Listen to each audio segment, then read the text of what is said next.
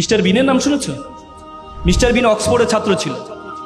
Mister বিন যখন অক্সফোর্ডে পড়ে তখন তার খুব স্বপ্ন সে নাটিকা করবে, থিয়েটারে সে ভর্তি হয়।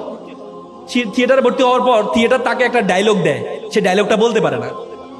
তো তারা বলে তুমি যদি ডায়লগ না বলতে পারো তাহলে তুমি কি নাটক করবা, তাকে বের করে দেয়। মিস্টার বিন চিন্তা করলো আমি ডায়লগ বলতে পারি না, কিন্তু আমি এমন একটা নাটক আবিষ্কার করব যে নাটকে কোনো ডায়লগ দিতে হবে না। 3 বছরের মাথায় মিস্টার বিন এমন একটি মুখ অভিনয় আবিষ্কার করলেন, পুরো বিশ্বটা এত আলোড়ন তৈরি হয়েছে, পরবর্তী অক্সফোর্ড থিয়েটার তাকে নিয়ে পুরস্কৃত করেছে। এরপর তুমি বলো তোমাকে অনর্থক সৃষ্টি করেছে আল্লাহ? আল্লাহ তোমাকে অনর্থক সৃষ্টি করেছে? আল্লাহ তোমাকে অনর্থক সৃষ্টি করেনি। তুমি একটু কালো হলে মন খারাপ করো, হ্যাঁ আমি কালো, আমাকে কেন আল্লাহ অনর্থক সৃষ্টি করেছে? মন খারাপ করো না, করো না? একটা ছেলে প্লে বয়, খুব সুন্দর, সবসময় মেয়েরা তার পিছনে ঘুরে। তো পড়াশোনা তো আর করে নাই, সবসময় প্লে বয় ছিল, পড়াশোনা তো আর করে নাই। তো চিন্তা করলো এবার তো বয়স তো পার হয়ে যাচ্ছে, বিয়ে তো করা দরকার। বিয়ে করতে হলে তো বউ চালাইতে হবে, বউ চালাতো সামর্থ্য তার নাই।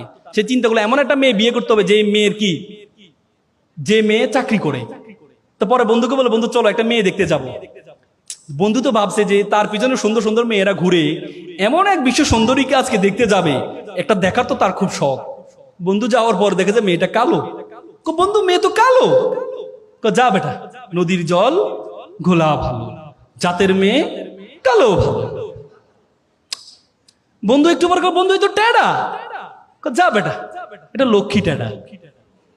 মানে তার যতগুলো উইকনেস আছে প্রত্যেকটা উইকনেস ইউনিকনেসে পরিণত হয়েছে শুধুমাত্র তার যোগ্যতার কারণে, শুধুমাত্র তার যোগ্যতার কারণে। আর তুমি বলো তোমাকে অনর্থক সৃষ্টি করেছে? তুমি মনে করো সুন্দর সুন্দর আল্লাহ মিলিয়ে দেন না, আল্লাহ যোগ্যতায় সুন্দর দুইটাই মিলায় নাকি? কোরআনে বলছে আত-তাইয়্যিবাতুল লিত-তাইয়্যিবা আল খাবিসাতুল লিল খাবিসা। আল্লাহ কোরআনে বলছে তা আমি ভালোর জন্য ভালো রাখি আর খারাপের জন্য খারাপ রাখি। বুঝো না? শুধু সুন্দর দেখলে তোমরা মনে করো সুন্দর মানে অনেক কিছু না। সক্রেটিস একটা চমৎকার কথা, beauty can not escape of calumny. সৌন্দর্য কখনো কলঙ্ক থেকে মুক্ত থাকতে পারে না। তো সুতরাং সবসময় সুন্দরের পিছনে ঘুরিও না।